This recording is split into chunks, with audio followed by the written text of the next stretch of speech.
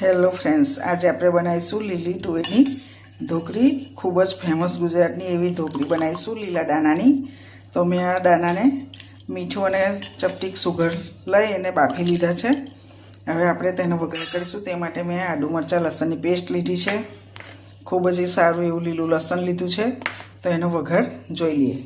કુકરમાં મેં તેલ ગરમ કરવા મૂકી દીધું છે.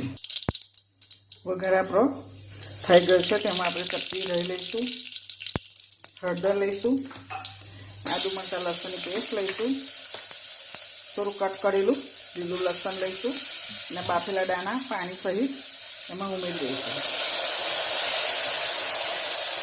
થોડું લાલ મરચું પણ લઈશું. વઘાર આપણે કરી લીધો છે. તેમાં જરૂરી મસાલા કરી લઈશું. 3 ચમચી જેટલું મીઠું, 2 ચમચી ધાણા જીરું પાવડર ઉમેરી સારી રીતે હલાવી મિક્સ કરી દઈશું. ને ઢોકળીનો લોટ આપણે બાંધી લઈશું. ઢોકળીનો લોટ આપણે ઘઉંમાં બાંધી લીધો છે મિત્રો. ઘઉંના લોટમાં મીઠું, મરચું, હળદર, ધાણા જીરું ને મોણ રેડી આવો કઠણ લોટ બાંધી ગોળ કરી દીધું છે. ઘણા લોકો ગોળ પણ કરતા હોય છે, પણ હું ચોરસ કરીશ. આ બધી ઢોકળી આવી રીતને વણી તેલ લગાવીને, તેલ એટલા માટે લગાવવાનું કે એકબીજા સાથે ચોંટે નહીં, ને બધી કટ કરી અને આપણે કુકરમાં ઉમેરી દઈશું. આપણી ઢોકળી રેડી થઈ ગઈ છે મિત્રો. હવે એમાં આપણે